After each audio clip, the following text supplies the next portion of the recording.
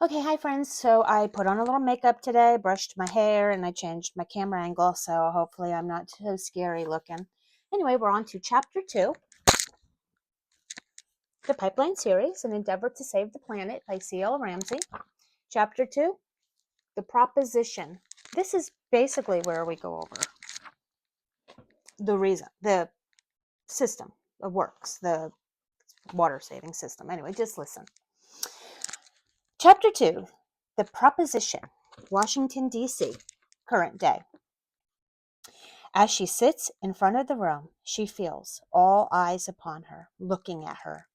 She feels not like a confident and strong woman, not like all of her education and accomplishments are seen, but that she is young, barely 26, a girl with sweaty palms and perspiration stains under her arms. They are all looking at her and thinking, why are we here? What does this kid, just out of college, know? And she's petrified. It's her turn to speak. She clears her throat. She wonders if it's too late to turn back. She asks herself, has anyone ever turned around and run out of the room before? She knows that at this moment, she will walk away, a hero or a laughing stock. But it's her research. It's her life's work. It's her baby. It's time to see if she can do this. No one ever became great without taking chances. So, feeling like she's stepping over the side of the Grand Canyon, she begins speaking. Gentlemen and ladies, I come here today to present to you a bold idea. You have all been presented with a report. In that report, you will find information from economists, engineers, environmentalists, local and state authorities, and the Army Corps of Engineers. Ladies and gentlemen, this is no small matter. The proposal involves massive changes to the existing systems. I ask you, please do not push this aside, but to take this proposal seriously. What I'm asking for will change our nation. Our nation's economy and our infrastructure are failing. We are running on a non-sustainable method. Only bold action can change the direction in which we are heading. Businesses are leaving the country. Jobs are increasingly scarce, and millions of Americans depend on subsidies just to survive. America is no longer a great nation. I know you all know this is true. Our founding fathers were brave and bold. They were not afraid to take action. I ask you, ladies and gentlemen, to follow in their footsteps. I want not to be afraid. Think outside the box. Stop repeating history's mistakes. This is the time. We cannot wait any longer to do something drastic. Ladies and gentlemen, what this report proposes is to create local small reservoirs in each county, to create a vast system of pipelines from the rivers and streams to feed into those reservoirs. I'm not talking about dams. I'm talking about scenic recreational areas for wildlife and to hold a reasonable amount of water. Also, cities, streets, parking lots, and the like should be redesigned with an elaborate system of drainage ditches designed to draw excess water away from residential areas and into the ponds, therefore into said reservoirs. These reservoirs will serve two purposes. First, to prevent rivers and streams from causing floods. They will also be designed to allow much of the water to soak into the ground and into the underground aquifers instead of running off into the ocean. Second, these reservoirs will be attached to another greater pipeline to take excess water away from the affected areas and piping it into other places that require water. How will this get done? We have millions of people without jobs. I have spoken to many local and state authorities who believe that giving these people training and employment would greatly serve their communities. With less financial resources for the subsidy programs and disaster relief funds caused by the flooding and other natural disasters, my economists have shown that this program will pay for itself very quickly. Many local towns are hopeful that they will be able to reopen steel mills and factories to provide the machinery to get the job done.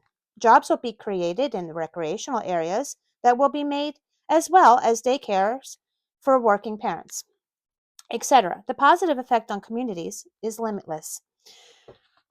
We can also put to work prisoners who have not committed serious crimes, putting less strain on our prison system, creating jobs, and rehabilitating these men and women who are most likely in need of help instead of getting locked up. I know it's bold, I know it's extreme, but please read the report. Examine the pros and cons and weigh your decision. This is the time. This country must boldly act to be great again. President Hoover did it with the Hoover Dam. This is the same thing on a much larger scale. Please give it a chance. I implore you. This is a chance to change history. You have the power to make it happen.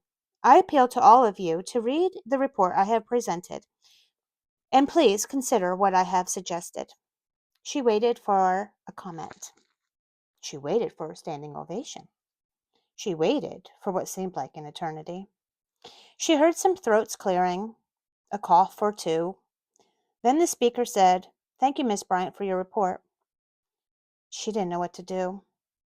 Then the speaker said, "Thank you, Miss Bryant. You're excused." She straightened up her papers and walked to the back of the room. All she could think of was, "Please don't trip. Please don't trip." She made it to the giant doors at the back of the room. She found her father waiting there for her. She felt faint. She felt pale and sweaty. She was glad to see him. "Good job," her dad said, patting her on the back in a reassuring way. This seemed to be a dad thing. "Thanks. Do you think they heard me?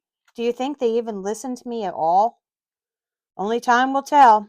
Let's get a drink. You sure look like you could use one." Her father was a retired lieutenant in the Army Corps of Engineers. He was strong, confident, and brave, everything Amy wanted to be. She was smart, maybe what you would describe as a little nerdy. But her father never seemed to be disappointed in her. He was proud and supportive always. Amy knew that without her dad, she could never have accomplished half of the things she had in her life. Her father's confidence in her drove her. Not her confidence in herself, that's for sure. They walked out of the Senate building quietly. Once at the pub, they took a small table in the back. After one drink, she began to feel a little relaxed. "You know, Dad, I could come out of this looking like an imbecile," she said, looking down at her drink, hoping her dad would say magical words that would reassure her that everything would be okay. "If that happens, sweetie, don't let it be a personal attack on you. You know you're right. You've done your research. You know just what you're talking about. I know for a fact that Global Water Corp has its hands in a lot of pockets. Some of those pockets were in that room today. Just how many and how much, that's the question. I'm hoping I'm wrong about that. I do. But I don't think I am." Those were not the magical words she was hoping for. Global Water Corp was a giant corporation headed off by the wealthiest men and women in the world. Its owners and shareholders were presidents and CEOs of the biggest businesses and financial firms. In an economic world based on supply and demand, Global Water Corp stood to gain tremendous wealth if the water supply, not only in America but worldwide, ran just a little lower than it already was today. They would control a product that the entire world needed to survive. Forget a monopoly when these influential people control all of the wealth, and now all of the water too. They can operate outside of the rules. Besides, all they would have to do is split their shares into two corporations instead of one, and they can get around a little snag like forming a monopoly. Amy just stared at her drink. It's no secret 99% of the country's wealth belongs to 1% of its people. None of that 1% were in that room today. Not even the president is a part of that 1%, the lieutenant continued. She could see her dad was starting to get angry. His voice was elevating. "How can we ever expect to see real change happen in this country when the people in charge of our government are not the people who are controlling things? They are just puppets on the strings of their masters. The ones in control of everything and their masters, the ones who control everything. His face was getting red. Dad, it's okay, she said, seeing her father is getting even more upset. It's not okay. We're going to be facing a David and Goliath situation, even if this bill gets passed, he continued. Amy, greed rules everything. Every civilized society since the dawn of time has fallen to greed, he said a bit more quietly now. He was also looking at his drink. I'm not going to let them make a mockery of you. I won't stand for it. I will do everything in my power to help see this through. Amy had never seen her dad like this before. She was starting to get scared. Maybe not scared, but worried. He didn't say everything will be okay and with a reassuring pat on the back. You're right, and that's all it takes to win.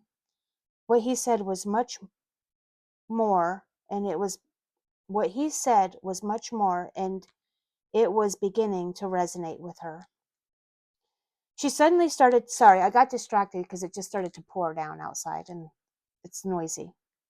She suddenly started to feel empowered. All of her life, her dad has been the strong one, the big, brave hero. But now it fell on her shoulders. She had to carry the torch. It dawned on her that the reason her dad was scared was because it wasn't his neck on the line, it was hers. This was her chance to fight the fight, and she wasn't going to let him down. It's pouring out there. There we go. That's chapter 2. Chapter 3 will be in the next video. Thank you.